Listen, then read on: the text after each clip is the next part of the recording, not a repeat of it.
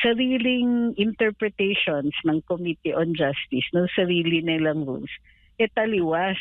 Pag-usapan po natin itong naganap na impeachment hearing or itong pagdinig dun sa impeachment complaints laban kay Vice President Sara Duterte kamakailan, attorney, at siyempre naging issue yung hindi paglitaw o pagsipot, pagdalo ng Vice Presidente dyan nga sa ginagawang deliberasyon ng House Committee on Justice. Attorney, batay ba sa ating Constitution o itong sa House Rules, talaga bang mandatory na dumalo itong Vice Presidente o yung respondent doon po sa isang pagdinig? Actually, madiin ngang sinasabi ng Vice Presidente at kanyang legal team na wala namang patakaran, walang rule na nagsasabi na kailangan dumalo ang respondent. Pag binasa niyo naman, tama naman din sila, nasa bagong rules ng 19th Congress on impeachment na wala nakalagay doon na nire-require yung attendance ng respondent. Kung kaya't hindi rin pumunta si Vice. But at the same time, meron din silang question tungkol doon sa pag-execute ng Committee on Justice ng kanilang evaluation sa sufficiency in form, substance, and grounds at dun sa kanilang paraan para maghanap ng probable cause, dahil yung pag-execute nga nila, ang interpretation nila ay parang mag-conduct nga ng tila mini trial. So kung dadating si Vice Presidente, it is as though ina-approve niya yon o nakikisama siya doon sa interpretation nila na ang depensa naman sinasabi na unconstitutional yon. So pag dumalo siya, parang affirmation ng interpretation ng Committee on Justice sa kanilang role dito sa impeachment. Opo. Sabi pa nga ng House Committee on Justice Chairperson na si Congresswoman Jervil Luistro, attorney, na maituturing o maaring maituturing na culpable violation of the Constitution itong hindi nga pakikilahok ng Vice Presidente dyan po sa deliberasyon ng impeachment complaints. Sang-ayon ho ba kayo dito sa ganitong interpretasyon? No, of course not. Walang nakalagay doon sa sa ligang batas na may obligasyon siya na umattend. So, kung gusto sana nila, nag-file sana sila ng nag-finding of contempt dito kay Vice. Pero at the same time, wala din sa rules yun. So, yung sinasabi nila na violation ng Constitution dyan, wala naman nakalagay sa Constitution na kailangan yan dumalo. Siguro dapat ang ginawa na lang nila ay itinuloy nila, o di sige, may finding na lang of probable cause, hindi siya nagpipresenta ng ebidensya. So pwede silang magdesisyon base doon sa kung ano yung nasa harap nila, kung ano yung nakikita nila, katulad nitong yung answer, yung complaint affidavit, yung attachments, kung walang ibang ebidensya na prenisinta.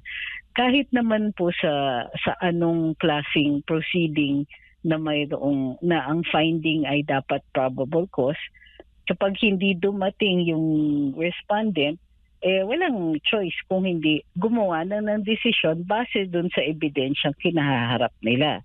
Walang threats, walang may culpable violation of the Constitution, walang ganon. Parang overreaching at saka overstepping ng mandato nila itong Committee on Justice.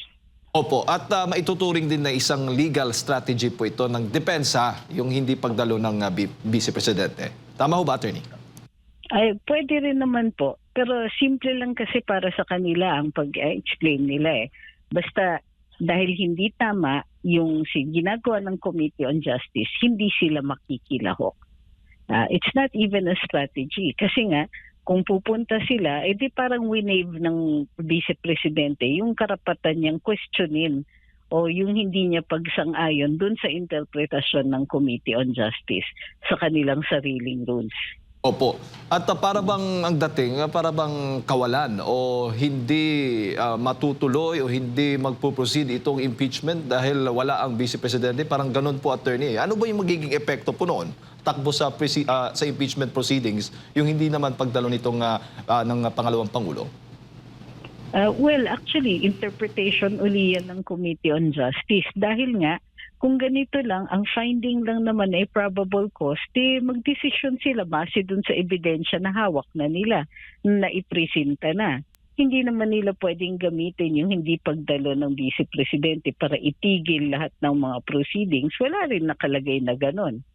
So, kahit sarili nilang rules, halimbawa, pag hindi sila hindi nag-file ng answer yung respondent, considered lang, di ba, nakalagay sa rules, considered controverted. Ibig sabihin, kahit hindi magbigay ng answer ang vice, dito, in this case, hindi nagbigay ng answer si Vice Presidente, merong effect at very specific sa rules nakalagay. Pero tignan niyo yung decision nila dun sa hindi pag-file ng answer. Hindi binaliwala nila yung mga assertions na dun sa final ni Vice.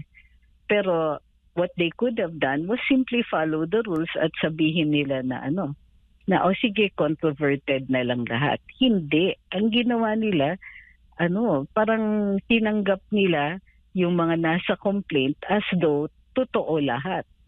Controverted nga, yun ang ibig sabihin nun, hindi mo pwedeng i-establish as a fact.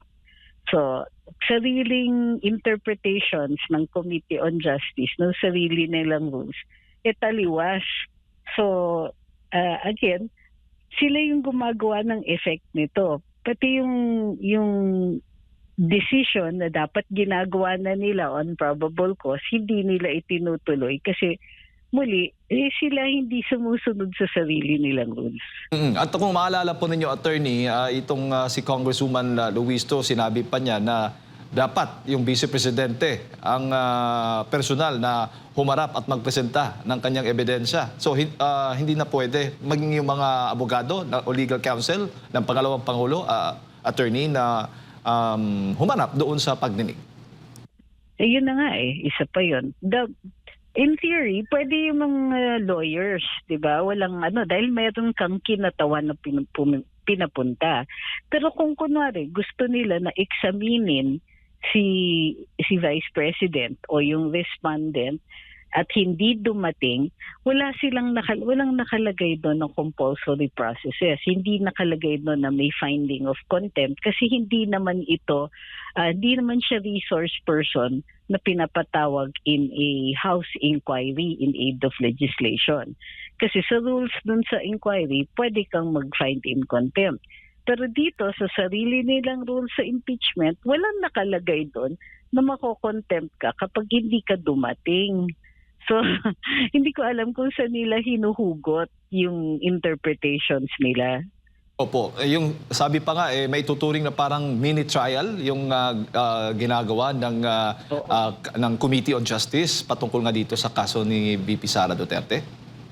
Ang mas malala pa actually.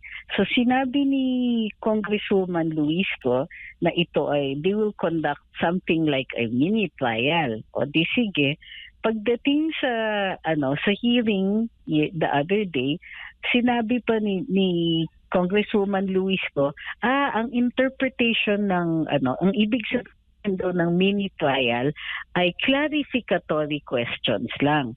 Kung clarificatory pala, bakit nagpapatawag sila ng documents? Bakit may mga issuance of subpoena duces tecum? Hindi yan clarificatory question. Ano yung ika-clarify mo? In fact, dun sa issuance ng mga subpoena duces tecum, kailangan in relation dun sa ika-clarify nila sa existent attachments. Hindi yung magpapasubpoena ka ng mga matters that are not contained in the, not proven or not contained within the complaint. Kailangan yung clarification will just make something already clear. Ano na naman in-attach pag pursuant dun sa mga bank accounts niya So ngayon, magpapatawag sila ng records. Hindi clarificatory yan. Establishing pa lang a fact yan. Oo. So, So doon parang nagpapatunay ito na tama yung sinasabi ng Vice Presidente na fishing expedition, yung ginagawa ngayon ng Committee of Justice laban po sa kanyang kaso. exactly. Kasi ganito yon. Ang trial means that you will test the facts. Kaya nire-require doon sa rules is a statement of ultimate facts. Ibig sabihin, sila ilalagay nila doon, sinasabi nila, ito ang totoo. She committed this or that. Yung commission, kunwari, of a crime o yung sinasabi na she violated the Constitution, conclusion yan. Ang facts, i-establish mo, sasabihin for example, she betrayed public trust in this manner. O, kunwari, she committed graft and corruption in this manner. So, ilalagay nila doon, ano yung act, ano yung violation. So, dito sa complaint affidavit, ang ginawa ng mga complainants ay naggawa sila ng assertion. Meaning, meron silang bintang, pero hindi nila in-establish yun as an ultimate fact. So, kung walang ultimate facts, anong sasagutin ng Vice President? Ano yung purpose ng kanyang pagpupunta? In fact, the whole thing collapses kasi dun pa lang sa ultimate facts hindi nila nagawa. So, may presumption in favor of innocence and in favor of the respondent dito. Baga, sinasabi din na yung strategy ngayon ng House Committee on Justice, kung strategy mong tawag noon, parang nangangalap talaga ng ebidensya laban dito kay Vice Presidente. Oo. Exactly. Kasi di ba, no person may be deprived of life, liberty, or property without due process of law. So kasama dun sa sa due process na yun, yung pagpupresenta ng kanilang ebidensya. Tapos, depensa lang on the part of the respondent. Anong i-defend ng respondent? Hindi nga nagpapatunay yung kabila. So, instead, ang ginagawa nila, nag-aakusa sila, tapos nagiging burden ngayon ng respondent na patunayan na inosente siya, samantalang wala naman na-establish yung kabila. Even worse, sa respondent sila kumukuha ng ebidensya para sa akusasyon nila. Very typical nung strategy nila. Sabihin nila, ikaw ginawa mo ito, bigyan nyo kaming ebidensya na hindi mo ginawa. So, di ba, kakaiba talaga yon.